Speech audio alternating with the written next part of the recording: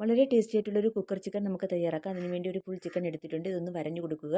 എന്നിട്ട് ഇതിലേക്ക് ഒരു അരപ്പ് തയ്യാറാക്കണം. മല്ലിയില, പച്ചമുളക്, സവാള, ടൊമാറ്റോ, കുറച്ച് കട്ട തൈര് എന്നിവ ചേർത്ത് നന്നായിട്ട് ഇതൊന്ന് അരച്ചെടുക്കുക. ഇതിലേക്ക് ഒഴിച്ച് കൊടുത്തിട്ട് ആവശ്യത്തിനുള്ള മസാലപ്പൊടികൾ ഇട്ട് കൊടുക്കുക. മഞ്ഞൾപ്പൊടി, മുളക് പൊടി, കുരുമുളക് പൊടി, ഗരം മസാല, ഉപ്പ്, പിന്നെ കുറച്ച് സുർക്ക ഇവയെല്ലാം കൂടി ഒഴിച്ച് കൊടുത്തിട്ട് നന്നായിട്ട് ഇതൊന്ന് മിക്സ് ചെയ്ത് ഒരു 2 മണിക്കൂർ റെസ്റ്റ് ചെയ്യാൻ വെക്കുക. 2 മണിക്കൂർ റെസ്റ്റ് ചെയ്തതിന് ശേഷം ഒരു കുക്കർ അടുപ്പത്ത് വെക്കുക. ഇതിലേക്ക് കുറച്ച് വെളിച്ചെണ്ണ ഒഴിച്ച് കൊടുത്തിട്ട് ഈ റെസ്റ്റ് ചെയ്യാൻ വെച്ചിരുന്ന ചിക്കൻ ഇതിലേക്ക് വെച്ച് കൊടുത്തിട്ട് ഒരു 20 മിനിറ്റ് ലോ ഫ്ലെയിമിൽ നമ്മൾ വേവിച്ചെടുക്കുക.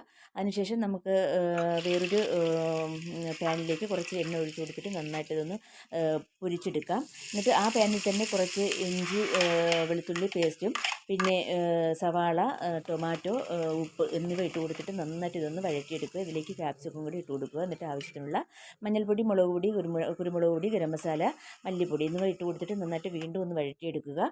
ഇതിലേക്ക് സോയാ സോസും കെച്ചപ്പും ഒഴിച്ച് കൊടുക്കുക. എന്നിട്ട് വീണ്ടും ഒന്ന് ഇളക്കി കൊടുത്തതിന് ശേഷം നമ്മൾ പൊരിച്ച് വെച്ചിരിക്കുന്ന ചിക്കൻ ഇതിലേക്ക് വെച്ച് കൊടുത്തിട്ട് മസാല നന്നായിട്ട് ഈ ചിക്കനുമായിട്ട് തേച്ച് പിടിപ്പിക്കുക. എന്നിട്ട് ചിക്കൻ സ്റ്റോക്കും കൂടി ഒഴിച്ച് കൊടുത്തിട്ട് വീണ്ടും ഒന്നും കൂടി ഒരു 5 മിനിറ്റ് നമുക്ക് ലോ ഫ്ലെയിമിലിട്ട് നന്നായിട്ട് ഇതൊന്ന് മൊരിയിച്ചെടുക്കണം. അതിനുശേഷം നമുക്ക് പ്ലേറ്റിലേക്ക് ആക്കാവുന്നതാണ്. വളരെ ടേസ്റ്റി ആയിട്ടുള്ളൊരു കുക്കർ ചിക്കനാണ് ഇത്. ചൂട് പെറോട്ടയുടെ ഒപ്പവും അതുപോലെ തന്നെ നെയ്ച്ചോറിൻ്റെ ഒപ്പവും പാലപ്പത്തിൻ്റെ കൂടെയൊക്കെ ബെസ്റ്റാണ് കേട്ടോ. അപ്പോൾ എല്ലാവരും ഒന്ന് ട്രൈ ചെയ്യണേ. വീഡിയോ ഇഷ്ടമായി ഒന്ന് ലൈക്ക് ചെയ്യാനും മറക്കരുതേ.